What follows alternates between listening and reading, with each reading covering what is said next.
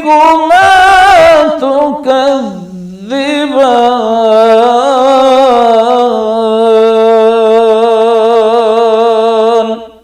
السلام علیکم ورحمۃ اللہ وبرکاتہ. میں زبیر ہاشمی آپ سبھی ناظرین کا پروگرام فرمان الہی میں خیر مقدم کرتا ہوں. ناظرین، پچھلے ایپیسوڈ میں ہم نے سورۃ الحشر کی آیت نمبر 15 سے سورہ ختم تک اور سورۃ الممتحنہ کی ابتدائی 3 آیتوں کی تلاوت اور اس کا ترجمہ سننے کا شرف حاصل کیا. آج ہم اپنے اس ایپیسوڈ میں سورۃ الممتحنہ کی آیت نمبر 4 سے 13 یعنی سورہ ختم تک تلاوت اور اس کا ترجمہ سننے کی سعادت حاصل کریں گے. کل جن آیتوں کی تلاوت کی گئی ان کے آخر میں ہم نے یہ جانا تھا کہ اللہ سبحانہ و تعالی قیامت کے دن فیصلہ فرمائے گا کہ جو دنیا میں آپسی اختلافات، آپسی جو جھگڑے والے مسائل تھے، ان کے بارے میں وہ فیصلہ فرمائے گا. آج تلاوت کی جانے والی آیتوں میں حضرت ابراہیم علیہ السلام کا تذکرہ کیا گیا. ناظرین، اہل مکہ ہو یا اہل کتاب ہو یا پھر یہود و نصارہ ہو، سب کے سب حضرت ابراہیم علیہ السلام کی حقانیت و صداقت اور آپ کے مقام و مرتبے کو تسلیم کیا کرتے تھے اور یہ کہتے تھے کہ حضرت ابراہیم علیہ السلام سب سے اچھے اور بہترین انسان ہے. اسی لیے یہ فرمایا جا رہا ہے کہ اگر تم کو راہ راست پر آنا ہو، اگر تم کو ضلالت و گمراہی کے راستے کو چھوڑ کر ہدایت کے راستے کو اختیار کرنا ہو تو حضرت ابراہیم علیہ السلام اور ان کے متبعین جو ہدایت کے راستے پر گامزن ہے، ان کی اتباع و پیروی کر لو تو یہ تمہارے لیے کافی ہے، کیونکہ ان کا راستہ سب سے بہترین یعنی صراط مستقیم ہے. اگر تم ان کے بتائے ہوئے طریقے سے زندگی گزاریں گے تو یقیناً تم کو دنیاوی زندگی اور اخروی زندگی میں بھی کامیابی و کامرانی ملے گی. تو ناظرین، اس کے متعلق مزید جانکاری حاصل کرنے کے لیے سنتے ہیں سورۃ الممتحنہ کی تلاوت اور اس کا ترجمہ. ترجمہ کلام پاک. اعوذ باللہ من الشیطان الرجیم.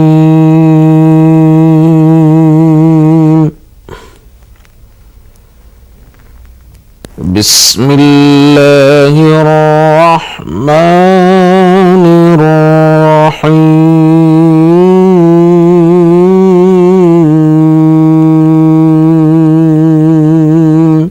شروع کرتا ہوں اللہ کے نام سے جو بڑا مہربان نہایت رحم والا ہے. قد كانت لكم أسوة حسنة في إبراهيم والذين معه إذ قالوا لقومهم إنا براء منكم ومما تعبدون من دون الله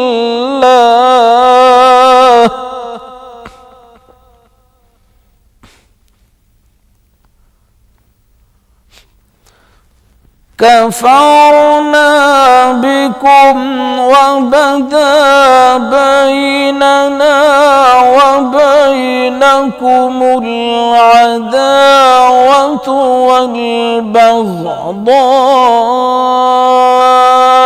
أبدا حتى تؤمنوا بالله وحده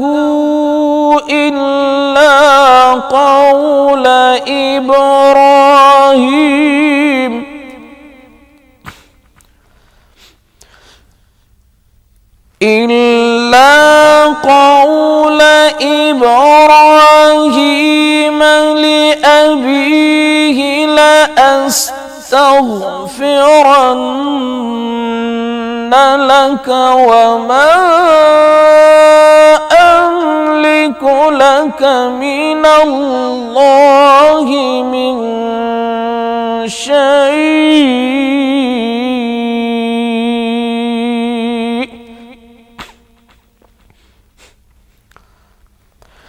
ربنا عليك توكلنا وإليك أنبنا وإليك المصير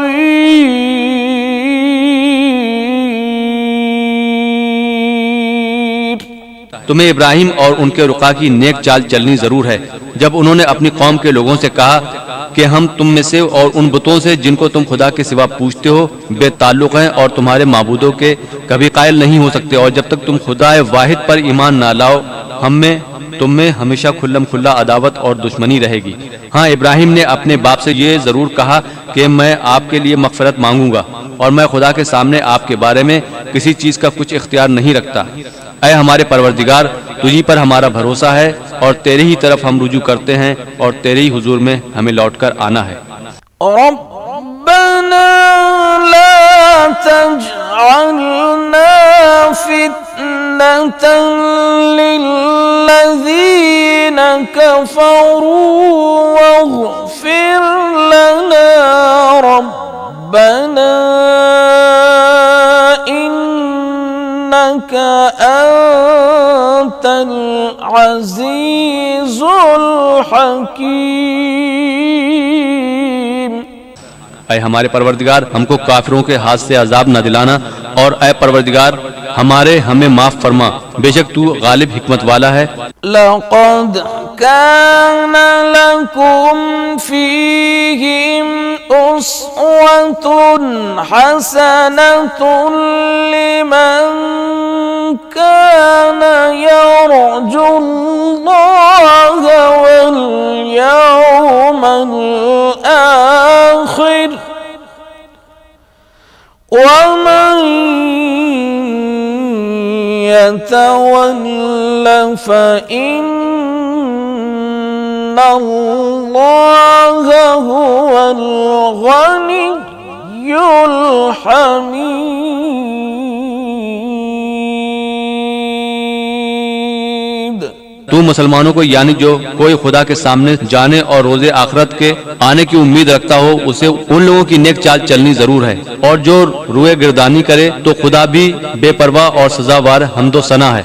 عسى الله أن يجعل بينكم وبين الذين عاديتم منهم مودة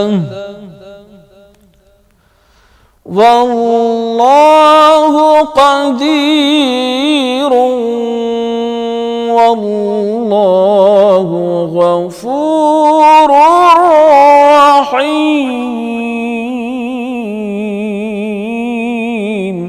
عجب نہیں کہ خدا تم میں اور ان لوگوں میں جن سے تم دشمنی رکھتے ہو دوستی پیدا کر دے، اور خدا قادر ہے اور خدا بخشنے والا ہے۔ عزیزان گرامی، پروگرام فرمان الہی میں سورۃ الممتحنہ کی تلاوت اور ترجمے کا تسلسل جاری رہے گا۔ ہم آپ سے ملاقات کریں گے ایک مختصر سے وقفے کے بعد۔ وقفے کے بعد آپ سبھی کا خیر مقدم ہے۔ عزیزان گرامی، قرآن یہ اللہ کا کلام ہے، بڑی برکت اور ہدایت والی کتاب ہے۔ سارے لوگوں کے لیے اس میں ہر وہ چیز مل جائے گی جسے لوگ چاہیں گے، کیونکہ اللہ سبحانہ و تعالیٰ نے اس کلام پاک میں بہت ساری برکتیں، عظمتیں، فضیلتیں رکھی ہیں، اور اس میں شفا بھی ہے۔ اس لیے ہم سب کو چاہیے کہ قرآن کی تلاوت روزانہ کچھ نہ کچھ کم سے کم کرتے جائے، کیونکہ اللہ سبحانہ و تعالیٰ نے یہ ارشاد فرمایا ہے کہ فیہ شفاء للناس، یعنی اس کلام پاک میں لوگوں کے لیے ہدایت ہے، شفا ہے۔ تو اس لیے ہم سب کو چاہیے کہ قرآن کی تلاوت کثرت سے کریں، اور اللہ سبحانہ و تعالیٰ نے یہ بھی بیان فرمایا ہے کہ جو کوئی بندہ تلاوت کلام پاک کے لیے اپنے اوقات میں سے کچھ نہ کچھ وقت نکالے گا تو ضرور اللہ سبحانہ و تعالیٰ اس کی رحمتوں سے اور برکتوں سے اس کو مالا مال کر دے گا، اور اس کے ذریعے اس کے فیضان کو بھی جاری کرے گا۔ تو ناظرین، مزید معلومات حاصل کرنے کے لیے سنتے ہیں تلاوت اور اس کا ترجمہ۔ لا ينهاكم الله عن الذين لم يقاتلوكم في الدين ولم يخرجوكم من دياركم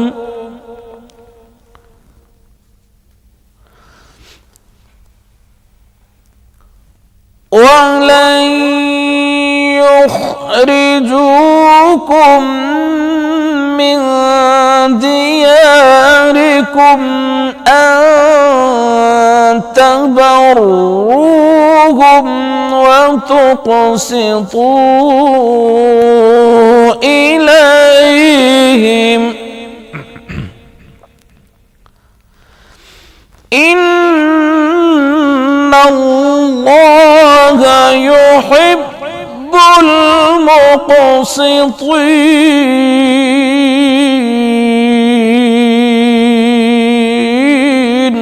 جن لوگوں نے تم سے دین کے بارے میں جنگ نہیں کی اور نہ تم کو تمہارے گھروں سے نکالا، ان کے ساتھ بھلائی اور انصاف کا سلوک کرنے سے خدا تم کو منع نہیں کرتا. خدا تو انصاف کرنے والوں کو دوست رکھتا ہے. إنما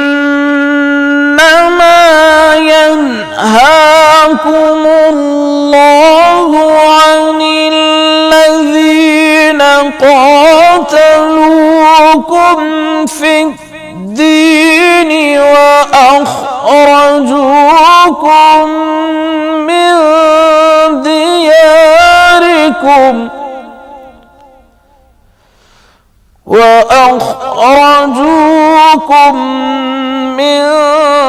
دياركم وظاهروا على إخراجكم أن تولوهم ومن يتولهم فأولئك هم الظالمون.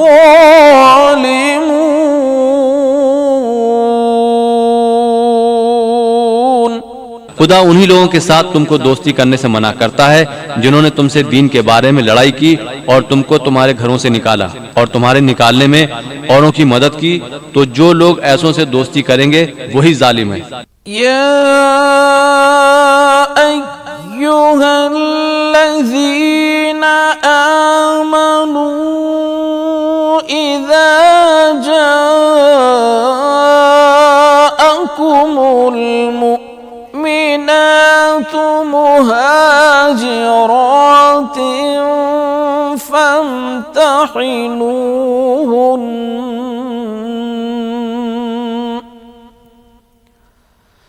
الله أعلم بإيمانهن فإن علمتموهن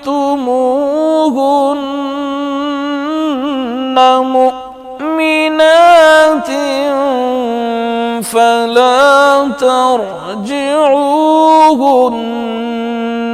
إلى الكفار لا هن حل لهم ولا هم يحلون لهن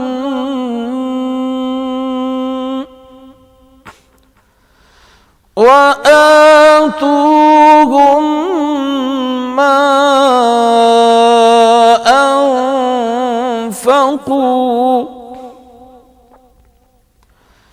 ولا جناح عليكم أن تنكحوهن إذا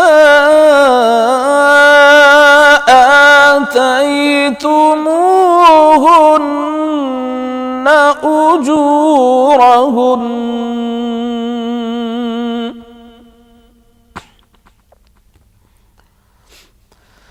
ولا تمسكوا بعصم الكوافر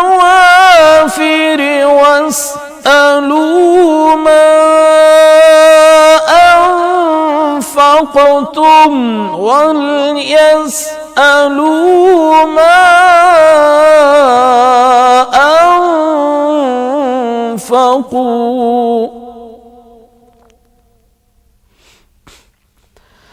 ذلكم حكم الله يحكم بينكم واللہ علیم حکیم۔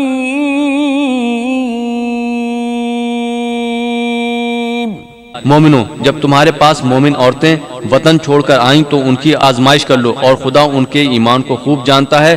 سو اگر تم کو معلوم ہو کہ مومن ہے تو ان کو کفار کے پاس واپس نہ بھیجو کہ نہ یہ ان کو حلال ہیں اور نہ وہ ان کو جائز، اور جو کچھ انہوں نے ان پر خرچ کیا ہو وہ ان کو دے دو، اور تم پر کچھ گناہ نہیں کہ ان عورتوں کو مہر دے کر ان سے نکاح کر لو، اور کافر عورتوں کی ناموس کو قبضے میں نہ رکھو، یعنی کفار کو واپس دے دو، اور جو کچھ تم نے ان پر خرچ کیا ہو تم ان سے طلب کر لو، اور جو کچھ انہوں نے اپنی عورتوں پر خرچ کیا ہو وہ تم سے طلب کر لیں۔ یہ خدا کا حکم ہے جو تم میں فیصلہ کیے دیتا ہے، اور خدا جاننے والا حکمت والا ہے۔ وَإِن فَاتَكُمْ شَيْءٌ مِّنْ أَزْوَاجِكُمْ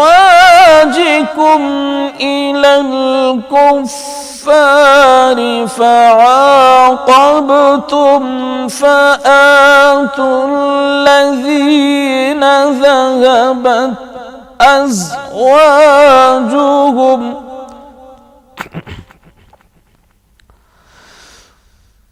فآتوا الذين ذهبت أزواجهم مثل ما أنفقوا واتقوا الله الذي أنتم به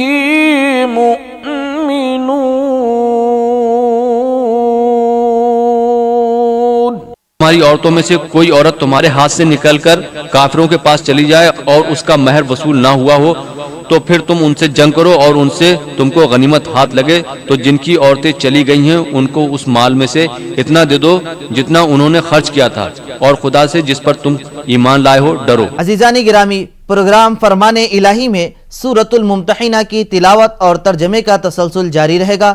ہم آپ سے ملاقات کریں گے ایک مختصر سے وقفے کے بعد۔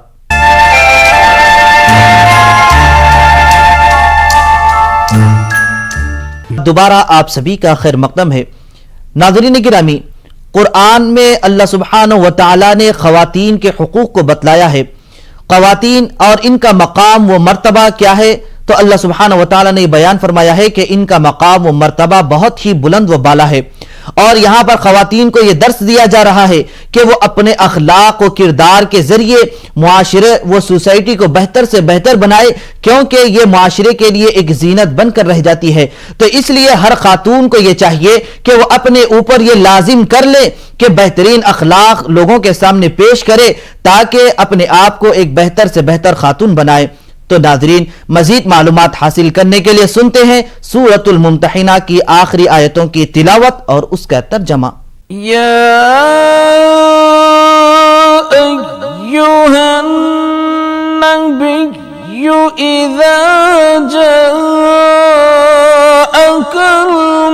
المؤمنات یبایعنک علی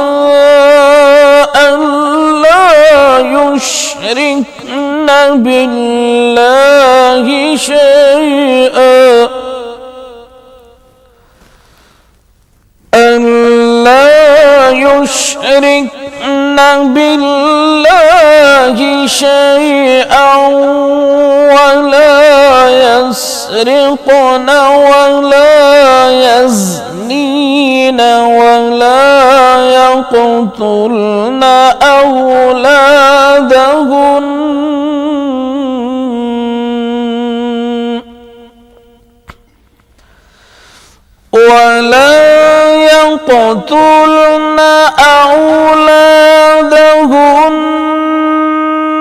ولا يأتين ببهتان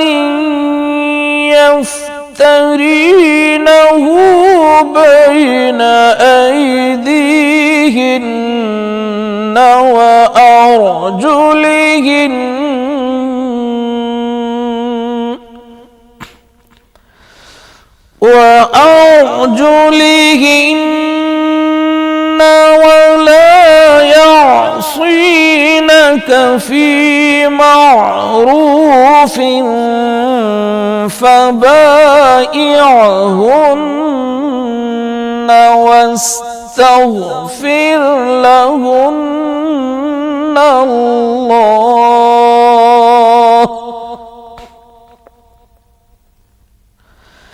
إن الله غفور رحيم.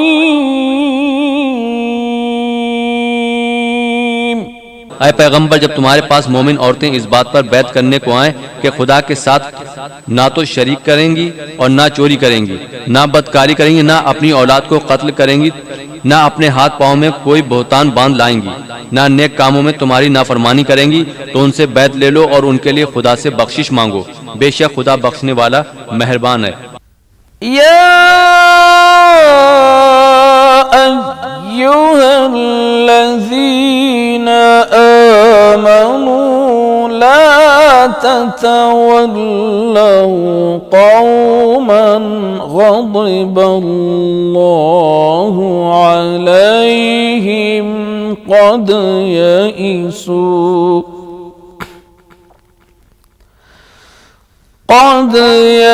يئسوا من الآخرة كما يئس الكفار من أصحاب القبور.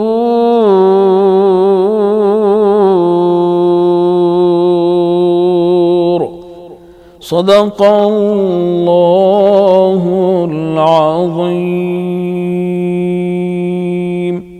مومنوں، ان لوگوں سے جن پر خدا غصہ ہوا دوستی نہ کرو، کیونکہ جس طرح کافروں کو مردوں کے جی اٹھنے کی امید نہیں، اسی طرح ان لوگوں کو بھی آخرت کے آنے کی امید نہیں. اللہ سبحانہ و تعالیٰ سے دعا ہے کہ وہ ہم سب کو قرآن کے فیوض و برکات سے مستفید ہونے کی توفیق نصیب فرمائے. انشاءاللہ کل ہم دوبارہ اسی وقت سورۃ الصف کی تلاوت اور ترجمے کے ساتھ حاضر خدمت رہیں گے. تب تک کے لیے آپ ہمیں اور ہماری پوری ٹیم کو اجازت دیجیے. والسلام علیکم ورحمۃ اللہ وبرکاتہ.